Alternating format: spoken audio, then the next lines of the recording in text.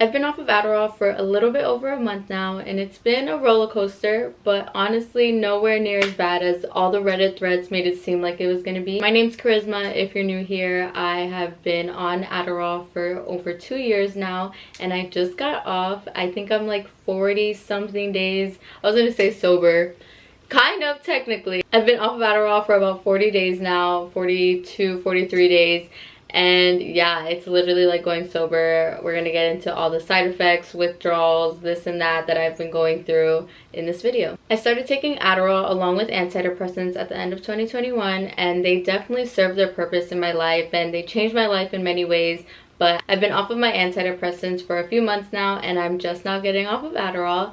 If you want to hear all about my ADHD journey, getting diagnosed and medicated as an adult and all of that, I'll have the video linked down below and on the screen. In that video, I was still taking Adderall, and I don't think that I saw an endpoint. You'll probably hear me talk very positive about Adderall, so I want to make a disclaimer in this video that I am not against Adderall or stimulants by any means. They, like I said, serve their purpose in my life when I needed them. But I'm gonna get into all the reasons as to why I'm no longer taking them anymore. When I started taking medications, I wasn't well informed about all of the side effects that came with it, or all the different parts of my brain and life and body that they would affect. And I never realized until I heard this on a podcast once that there is not an exit plan for meds. Like, you get on them and that's it. You're just month to month meeting with your psychiatrist to get refills.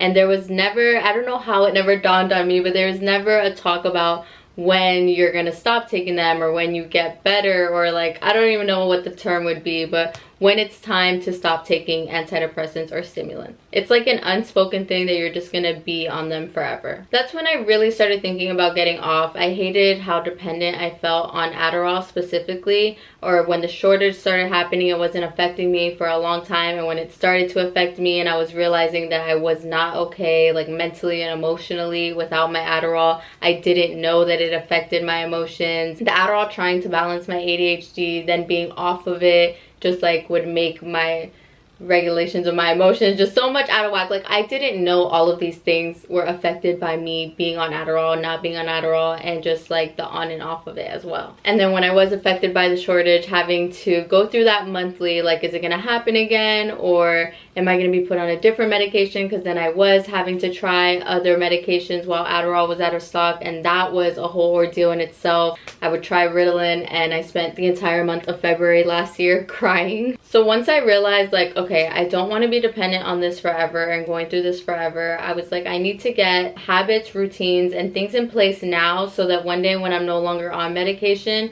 and I'm dealing with it holistically, I already have these things in place and I'm not starting from zero. So if you watch my channel, you know that I quit my job in the summer of last year, and I've just spent since June of last year all the way to now really just perfecting and experimenting with different morning routines and daily routines to really just get my habits and my mind and focus and everything just all good. Because yeah, if you want to see a separate video on my ADHD morning routine or something like that, let me know. So first was getting off of antidepressants. I got off of those in like the end of summer or beginning of fall last year, kind of on accident. I absolutely do not recommend this at all. Do not get off of your meds cold turkey. But I was waiting on a shipment of meds and they didn't come in, so I was already off of them for about a week or two, and I decided at that point just to not start over again, because that 2-week period is already where you're just kind of getting used to being off of meds and stuff like that. I didn't want to go through it all over again, knowing that in just a few months I wasn't going to have insurance anyway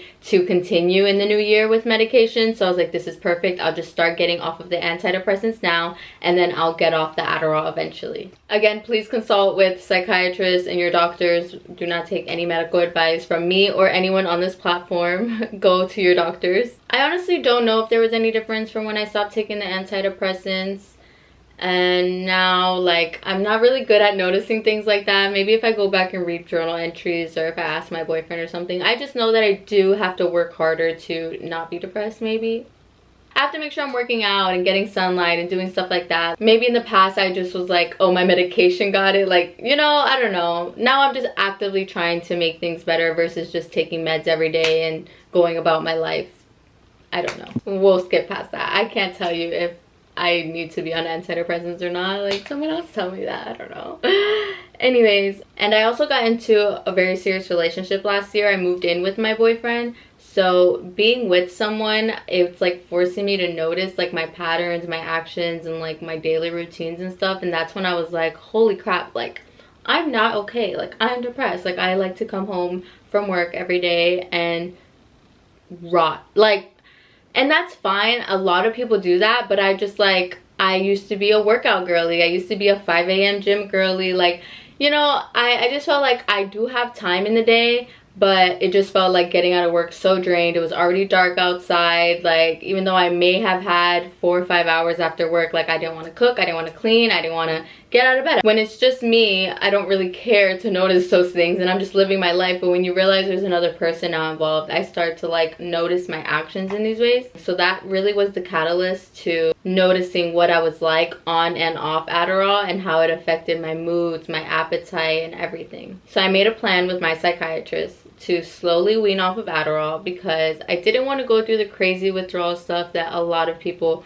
were going through that I read on Reddit. All the horror stories, I couldn't do it. So instead of taking it daily, she suggested that I start to take it every other day and then only when I needed it and stuff like that. So I was doing that, just taking it only sometimes, every other day, every couple days, until I just slowed down. And then one day I just decided before the new year, on December 27th, that I just wasn't going to take it, and I never took it again. As I said earlier, I wasn't going to have insurance this year anyway, so I had stocked up on Adderall to have. My psychiatrist said, like, you know, so you'll have them when you need them when you don't have insurance, but I'm not even touching those. I didn't want it to feel forced. I didn't want to be like on my last Adderall and I was forced to not take them anymore because I no longer had insurance to go to the psychiatrist and get Adderall and stuff like that. I wanted to be on my own terms. Like I said, like I hated feeling dependent on it. So I was like, if I'm getting off of it, I want it to be when I want, because I want to, not because I just don't have any left and don't have any insurance to get more. The insurance in America is a story for another time. So December 26th, last day taking Adderall. December 27th started the first day. I think we're